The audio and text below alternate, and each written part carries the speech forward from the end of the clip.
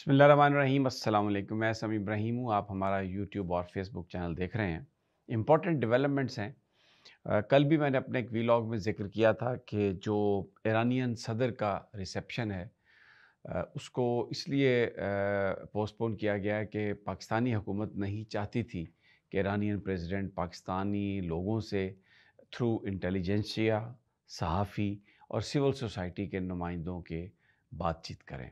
इसलिए ये कह दिया गया कि सिक्योरिटी की वजह है और वो रिसेप्शन जो है वो कैंसिल कर दिया गया जो इशाइया था। इत्तलात ये हैं कि वहाँ पर एक पब्लिक एड्रेस करना चाहते थे ईरानियन प्रेसिडेंट।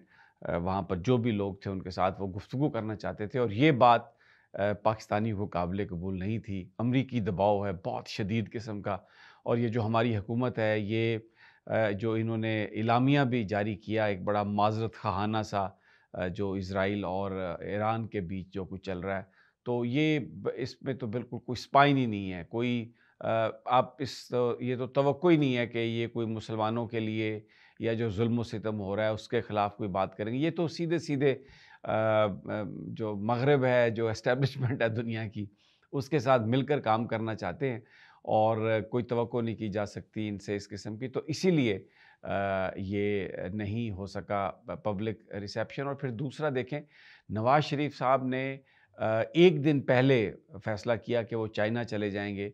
वो जो रूलिंग पार्टी है पाकिस्तान की, उसके वो सदर हैं, साबिक़ वज़ीर-ए-आज़म हैं। ही शुड हैव वेटेड, उनको चाहिए था कि वो इंतज़ार करते और जब वहाँ पर आ रहे थे सदर इब्राहीम रईसी लाहौर में, तो उनसे वो मुलाकात करते। वो अमेरिकन सफ़ीर से मिलते हैं, बरतानिया के हाई कमिश्नर से मिलते हैं और बहुत सारी डिग्निटरीज़ से मियाँ नवाज़ शरीफ साहब उनकी मुलाकात रहती है। लेकिन ईरानियन सदर के साथ जो मुलाकात थी उसके लिए वो ना तैयार थे और उन्होंने अपना शेड्यूल इस तरह से रखा कि उनकी लाहौर आमद से पहले वो चाइना चले गए। चाइना जाने की भी जो कहानी है वो भी एक बड़ी अजीबो-गरीब कहानी है। जो नून लीग के जो लोग हैं वो टाइट लिप्ड हैं। बस जब उनसे बात करते हैं तो मुस्कुरा देते हैं, आगे कुछ नहीं कहते। पता नहीं अब चाइना में वो जिनसिंग लेने गए हैं, कोई ताकत की दवा लेने गए हैं, क्या लेने गए हैं। पहले तो ये फैला दिया गया कि वो वज़ीर ख़ारजा उनके साथ होंगे, जनाब इसहाक़ डार साहब। शायद उनका जाने का इरादा भी था। लेकिन जब सोशल मीडिया पर ये बात आई तो पब्लिक प्रेशर इतना बढ़ा कि शायद उनको ये कहा गया कि आप ना जाएँ, क्योंकि नवाज़ शरीफ साहब इसहाक़ डार साहब को इसलिए ले जाना चाहते थे कि उनकी वजह से उन्हें वो सारा प्रोटोकॉल मिल जाएगा जो वज़ीर ख़ारजा को मिलता है। तो वो सारा प्रोटोकॉल एन्जॉय कर लेंगे वहाँ पे। जो नून लीग के लोग ये दावा कर रहे हैं कि जी वो कम्युनिस्ट पार्टी के लोगों से मिलेंगे, लेकिन किसी भी की पर्सनैलिटी से उनकी कोई मुलाकात वहाँ पर तय नहीं है।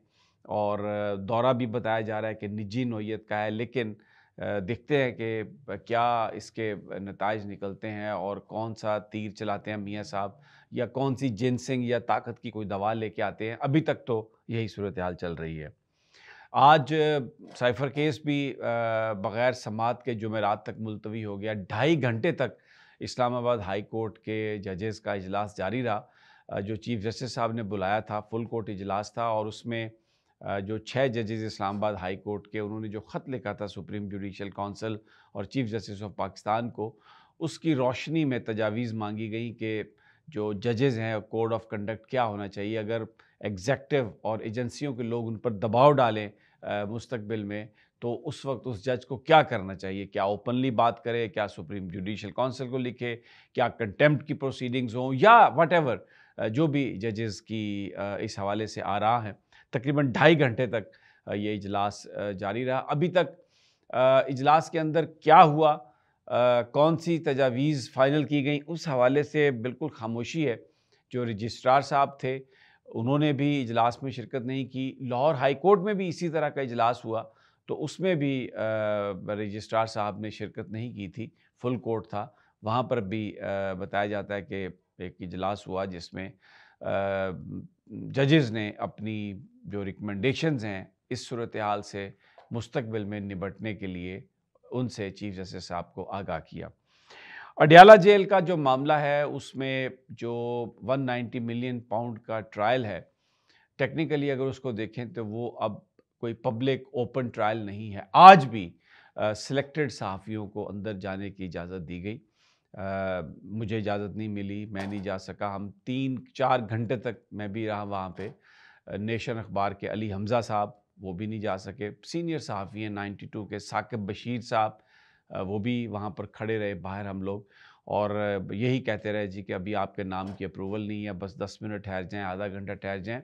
साकिब बशीर साहब की सूरत हाल ज़रा मुख्तलिफ थी, इसलिए कि कल उन्होंने जो फ़ोकल पर्सन है, जो इस्लामाबाद हाई कोर्ट के अहकामात के तहत फ़ोकल पर्सन बनाया गया, ताकि वो जो जेल सुपरडेंट हैं, उनके साथ कोऑर्डिनेशन करके उन्हें जो नाम देगा, उन सहाफ़ियों को जाने दिया जाएगा। तो 2 सहाफ़ियों के नाम फ़ोकल पर्सन ने दिए थे, एक तो साकिब बशीर साहब और दूसरे अली हमज़ा साहब।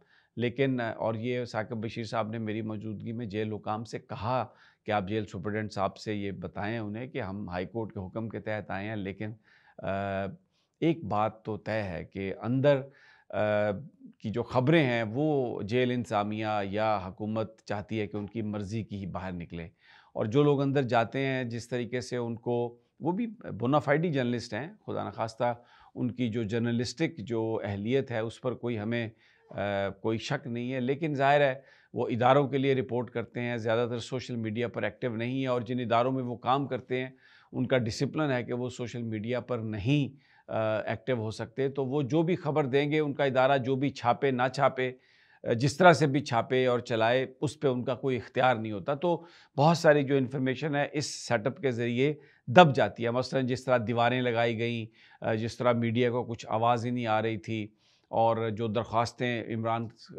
खान की वहाँ पर जाती थीं और जज साहब उनको नहीं सुनते थे, तो वो इस हवाले से कोई ख़बर जो है वो बाहर नहीं आती। जहाँ पर मर्ज़ी से बिठा दें, उठा दें, वो एक चंद लोग पब्लिक एट लार्ज के नाम पर अंदर दाखिल किए जाते हैं, पता नहीं वो कहाँ से आते हैं, कौन उनको लेके आता है। तो वो आगे बैठ जाते हैं, सहाफ़ियों को पीछे बिठा दिया जाता है। तो कोई उनकी एक्सेस नहीं होती, कोई किसी तरह की गुफ्तगू नहीं हो सकती।